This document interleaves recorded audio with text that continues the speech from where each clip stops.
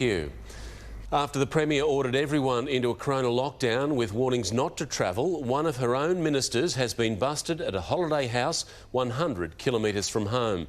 Don Harwin is now in hiding back in Sydney, with the Police Commissioner sending in his officers as the Premier ruled out sacking her factional ally.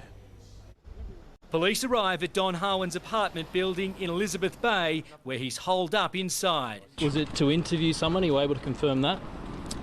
The minister unwilling to show his face after being exposed last night, staying at his holiday home on the Central Coast. I'm certainly not up here on a holiday. Minister Harwin claims he relocated for health reasons, preferring the fresh air of the coast to the inner city. The second holiday home is not a place to go and spread this disease. I don't believe I'm putting anyone at risk. But he has now returned to Sydney and said sorry in a statement. While I was assured I was compliant with the guidelines, I apologise to the Premier and the people of New South Wales. Gladys Berejiklian says she was only told of the arrangements on Tuesday.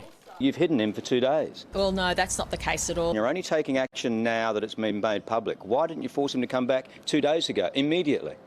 Well, based on what he told me, strictly he hadn't breached the rules. The minister relocated from this apartment to his house in Pearl Beach 4 weeks ago. That was before the Deputy Premier ordered Sydney-siders on March the 31st not to travel to regional New South Wales. Even still, he's furious.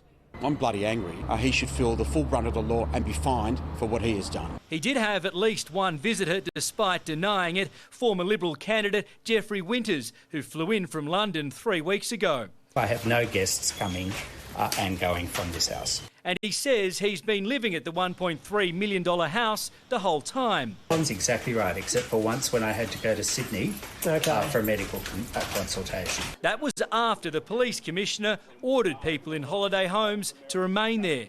I can only promise you that if his excuse doesn't cut the mustard, he'll get a $1,000 fine.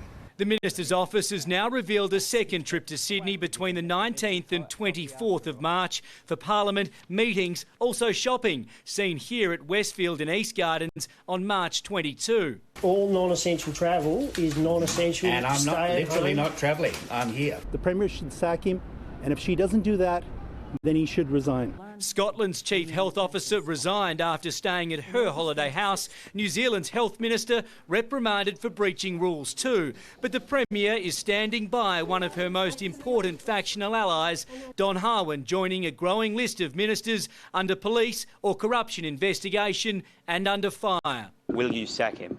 That's not my intent, no. Let's go live to Alex Hart in Elizabeth Bay tonight. Alex, you have breaking news on the police investigation into Don Harwin. Yes, Mark, the Minister has escaped a fine for now, but he is not in the clear just yet. Officers left his apartment late this afternoon, still wanting to conduct further inquiries, including, it's my understanding, speaking in more detail to that man who was seen with the Minister at his house on the Central Coast. Regardless of the outcome of the police investigation, the Premier and her supporters are adamant the Minister will not be sacked and that no action will be taken against him. They believe this is all being led by his factional enemies, an internal attack to damage, even possibly bring down one of their own ministers, and the Premier is determined not to let them win. Mark. OK, Alex Hart at Elizabeth Bay. Thank you. New data shows we are continuing to gain the upper hand